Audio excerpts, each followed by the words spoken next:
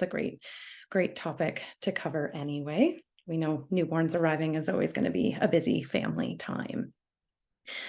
If during the meeting, you can put in our chat at the bottom if you're planning on staying for the breakout rooms. That helps get that set up to run quickly at the end and get started. We have lots of people here tonight and lots of doulas here, so it should be a great opportunity to chat at the end and learn more about our team and more about what you're looking for. So without further ado, we're going to start with our doula Sharon and her topic. Hi, everybody. Good night. I'm nice to see everyone here today. So I have been a postpartum doula with Helping Hands for quite a while. I primarily do night shifts. I like doing night shifts, and I love squeezing your babies.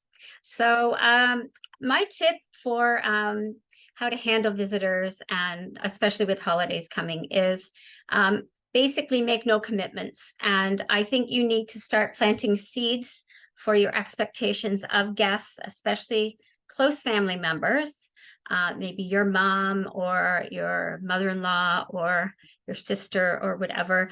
If your parenting wishes are that you would prefer to have the first month or 6 weeks, basically just 3 of you with maybe some doula help here and there, then I think you need to plant that seed way before the baby gets here. So start talking that up now. We've decided this, we've decided that, so that it doesn't come as a big surprise, 2 weeks before the baby arrives, when the mother-in-law says, "Oh, I can't wait to meet you at the hospital," and you're like, nobody's going to the hospital. So talk about it ahead of time and mention it to people ahead of time. And the more you mention it in casual conversation, that we're not making a commitment. We want to see how things go. And same thing with parties and going out. It's not unusual, especially this time of year with so many colds and flus, that a lot of new parents don't want their baby exposed to a lot of people, and especially passing them around. So if there are any holiday events coming up, just don't make a commitment. Just say, we'll see how it goes. Maybe we'll be able to make it, maybe not. And play it by ear. If it's going to be stressful because that throws your whole schedule off, it's not timing good for baby, and you've had a rough night, just decline. And I think if you warn people ahead of time that, don't count on us. Don't count on us for the next 6 months to a year. And, we want to be parents first. And I think if you say that to friends and family, if they care about you, they will respect your wishes. So that is my tip for tonight. And I look forward to seeing everybody in the breakout rooms.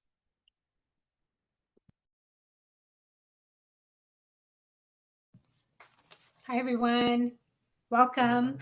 I am Meni. I am a postpartum doula with Helping Hands, and I'm going to be talking about how you can prioritize self-care for yourselves, for you and your partner. And the main thing is going to be prioritizing rest and taking rests and breaks when needed, listening to your body and know when your body and even your baby's needs, being mindful of that and not being afraid to prioritize that. And when I say in all this hustle and bustle of, especially during the holidays now, you're going to be busy, trying to accommodate visitors and planning for all of that, and prepping meals and prepping your house. And there's a lot going on. So again, listening to your body and listening to your baby's needs, and just making sure that you put that first. And just like how Sharon said, don't be afraid to say no. The other thing that I wanted to add is when people are over, or if you are out at someone's house visiting, being able to excuse yourself for a bit, either yourself or even with yourself and baby, just going to a quiet space or your bedroom or something, and just being able to be present for a bit, even for 5 minutes, if you need that break, or use the excuse of, I have to go feed the baby, and just disappear for a bit. Don't be afraid to do that as well. A couple of other things: comfortable attire. when you are going out, or again, during the holidays, we want to, dress up and look fancy. Don't worry about any of that stuff. You want to be comfortable. And then another thing that I wanted to add is making sure that you're hydrated, you're well nourished, you're eating well, and you're drinking well. Again, you're so busy with everything that you want to be able to keep yourself well nourished. And another thing is hygiene practices, making sure you're telling people, if you're sick or if you're unwell, then please, let's schedule another time when you're feeling better. You can come on over, or even just when people are coming over, having them washing their hands, and again, not being afraid to say that to everyone. And that's it for me. Thank you.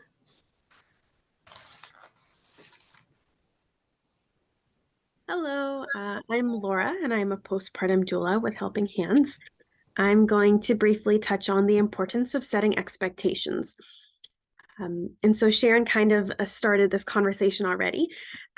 So when possible, I'd recommend proactively thinking about and discussing your needs with your partner prior to baby's arrival. When you know what your needs are, it can be easier to make a plan. You could take into consideration your personality style, how you learn best, who you want to have surrounding you, and even what you are comfortable with.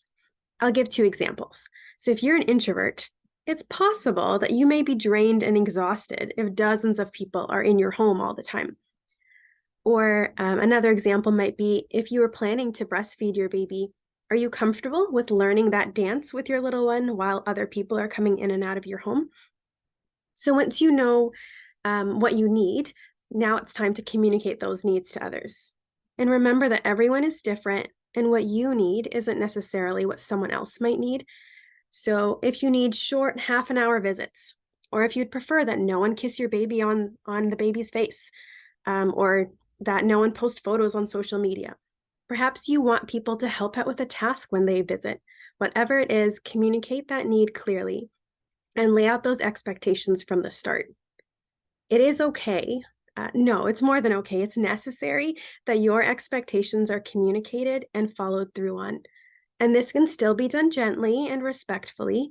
And as Sharon said, those who are there to support you and who know you should and will understand and respect your wishes. And your partner can be a great advocate during this time to help ensure that those expectations are followed. Now, the last thing I will mention is that sometimes you might not know ahead of time what you want or need. You might be figuring it out as you go, and that's okay too. But at least you have a guide, a plan, something to work off of, and then you can adapt as needed. It's okay to make last-minute decisions, and it's okay to change your mind.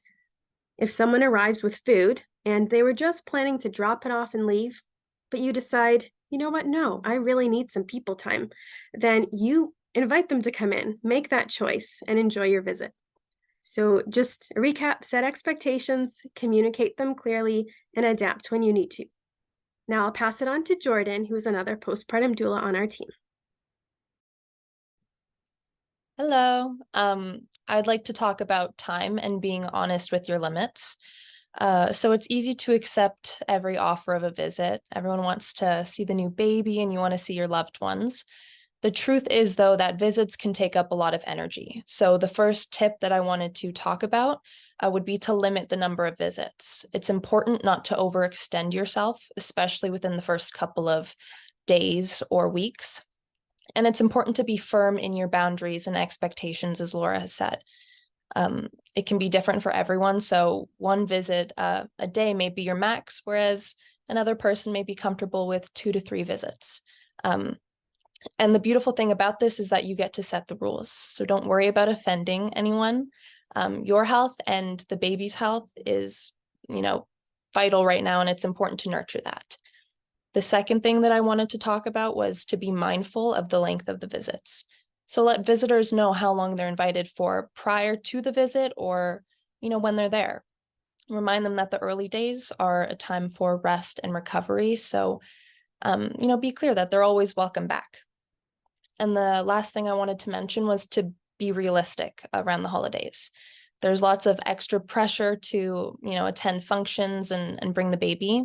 But just remind yourself that you get to set the rules and you get to set the time limits. And, if you're not feeling an event altogether, you can miss it.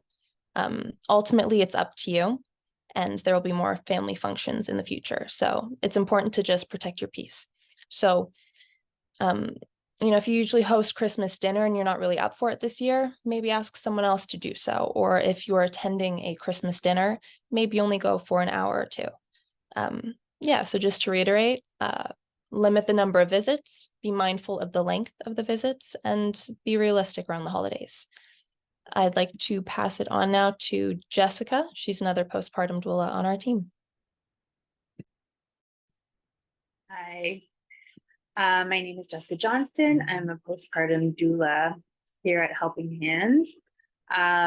So what I'm going to be talking about is how to avoid burnout for mom as well as baby during the holidays. And I've seen this time and time again, like going to see a client after Thanksgiving, for example, would have been the most recent holiday, where it seems like a simple get together. Maybe not that many people are coming over, maybe just, parents and an in-law are coming for a couple of days or even a few hours. But even these sorts of what would have been in the past a pretty manageable visit is now going to feel potentially very overwhelming and exhausting. So to bear in mind that like what felt a certain way before will feel different for you now, and that's totally okay. I feel like a lot of people have already talked about that, which is great.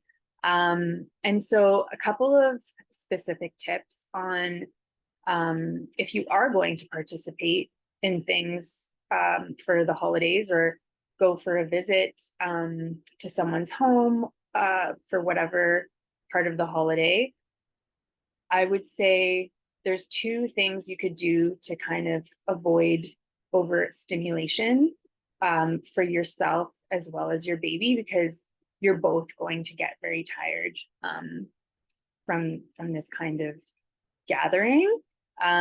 One way to do that is to put your baby in a sling or a baby carrier and keep them close to you while you're hanging out with people.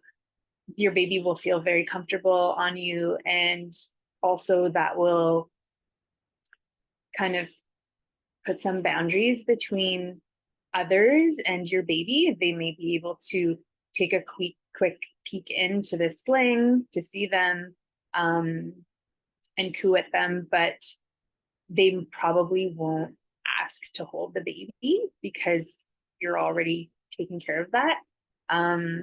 So that kind of helps. Also, baby will be super snuggly in there and sleep and feel very secure.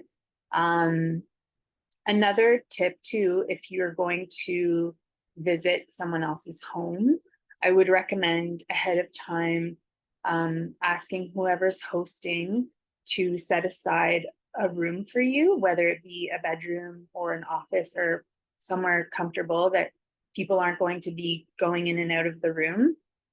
And when you get to the person's home, you can put the diaper bag there, any of your personal needs or items that you might need throughout the course of the time that you're there.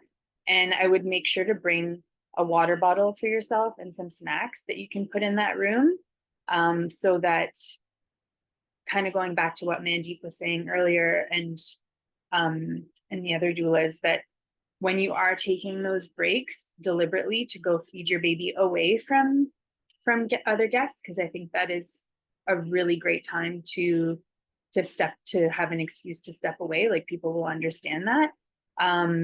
Then you're also providing yourself with nourishment and hydration, which seems obvious that you have access to those things because it's a holiday party, but you might get like really chatty and you've just had a baby. It's really exciting, right? So you might not take the time to make a plate for yourself and take care of yourself like while you're around all these other people, especially going back to I think it was Laura, you were talking about like introvert versus extrovert. Like if you're an extrovert, it might be super exciting to be around your people with your newborn.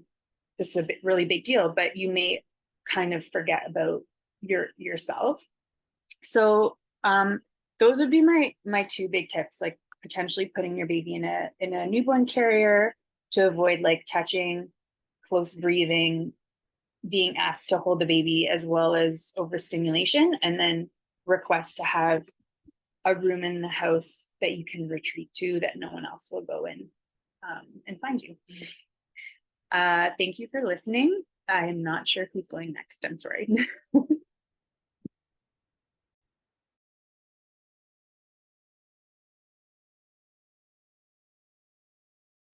Hello there, I'm Christine Ambro. I'm going to just continue the theme of the priorities of early postpartum, and I'm going to just swing it around and put the focus on the enjoyment of that period of time. Sometimes we get so caught up in learning to care for and feed our baby and meeting all of our family and friends' expectations as an obligation that we forget the focus of the early postpartum. And that's why I love to call this time the baby moon.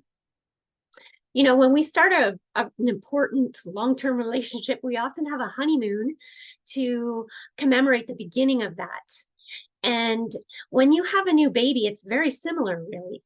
So I'd love for you guys to think of it as a baby moon that's going to last about a month, where it's just intense amounts of rest and connection between you and your baby, where it's not all about a to-do list or this or that to do or this way to handle that, or it's put your baby on your skin and sniff your baby's head and enjoy your baby and rest with your baby. Nothing smells better than a newborn. So inhale that like a window from heaven has been opened and it's right there on your baby's head. And yeah, enjoy.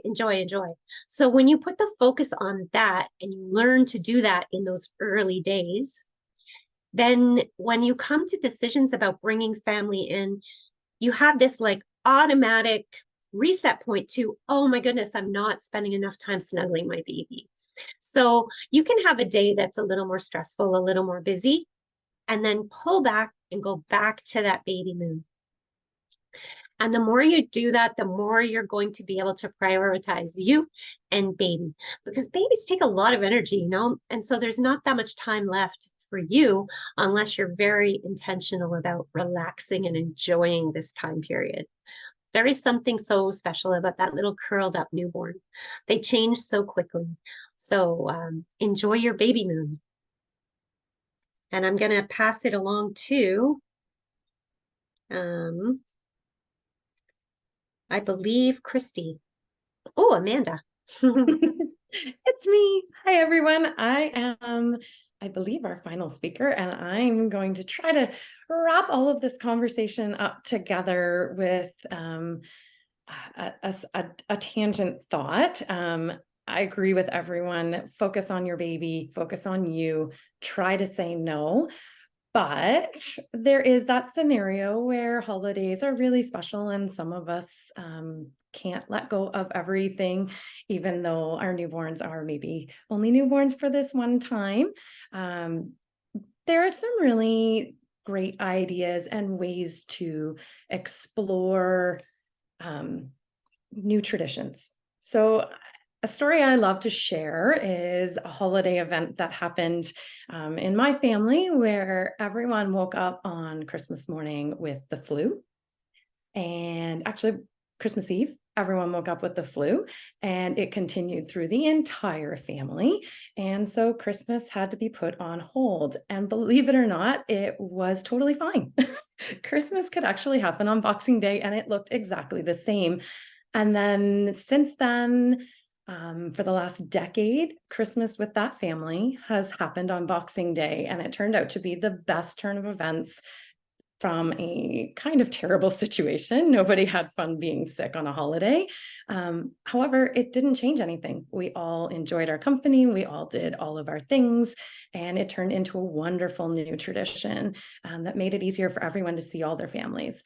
So sometimes there's opportunity out of change, and taking that time to look at what's important, what can you truly not give up, and stick to those pieces, and where is there opportunity to change something and maybe create a new tradition that's going to really work even better for your families. And just keeping it as simple as possible is never a bad idea when you start bringing children into the picture, and that takes up a lot of our energy, and sometimes simpler is better, and children love simple.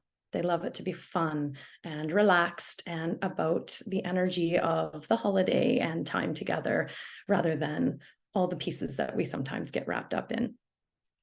But still, definitely say no where you can. It will really save your sanity a little bit. And look for the opportunities to make things special where they can be and not overwhelming. That is it, I believe. Oh, wait, sorry, I was wrong. We have one more speaker. Petra is going to take it away next. Thank you, Amanda. My name is Petra, and I am the sleep consultant here with Helping Hands. And you got some wonderful advice from all the doulas here. I totally understand how they come up with all of these ideas. I'm going to switch it up a little bit. I want you to use your visitors in a very good way. So there are different types of visitors that we are having in our family and in our circle of friends. Some of them are really coming to visit. They want to come visit, they want to have tea, coffee, and they want to hold the baby. So those type of visitors, you need to schedule so that it works for you, like you do with all visitors. But usually what we see is that after week 1, after baby's 5-6 days, then like into week 2 till the end of week 2, you can host those visitors. And because most babies are really calm and they sleep a little bit more, feeding is really happening, so you might want to see some people. So great idea. Ask the people that are coming to hold the baby, have a coffee, drop off a present, maybe something to eat. And then make sure that before you arrange the visit time with them, that you let them know, like, great, you're coming at 3 o'clock? Perfect, because at 4:30, we are going to the pediatrician, or the lactation consultant is coming, or that's when we need to go for a nap, so that people know, like, oh, by 4:30, I need to be out of here. So those are the visitors. Then we have the helpers, and the helpers are the people that you are very comfortable with, where you can lie on the couch and ask, like, get me a coffee, please, because they are there to help you. Those are the people that you want to come after the first 2 weeks, because that's when you are tired. You might be a little bit more sleep deprived. Your baby is a little bit more alert, and that means more awake, might cry a little bit more. And that's when you can need a little bit of help and a few extra hands. So when these people are coming, you need to do what you are comfortable with. If it means that you are holding the baby, you are holding the baby. If it means that you want to take a nap at that time when they are around, because they don't mind holding the baby, or they don't mind watching the baby sleeping, and you can take a nap, then you go and take a nap. If it means that they are going to cook you dinner, or clean up your kitchen, or fold your laundry, they are helpers. And those are the visitors that you are using around that time. So use them wisely. Usually after 3 months of age, babies are becoming more alert. Feeding is really on a roll. And that's when you want to go on to adventures. And an adventure with a newborn baby can be walking to the coffee shop, or walking at the mall. So you get your adventurous friends out, or family members, and you meet them at places where you are comfortable and where you want to go. So keep that in mind. 3 types of visitors. The real visitors, they come early on in the whole process, like the first 10 days, 14 days. Then you have the helpers, and then you have the ones that will take you on to an adventure. They will come and pick you up. They will take you out where you want to go, and they will drop you off at home and let you go into your house and be by yourself again. So good luck with that, and I hope this was helpful.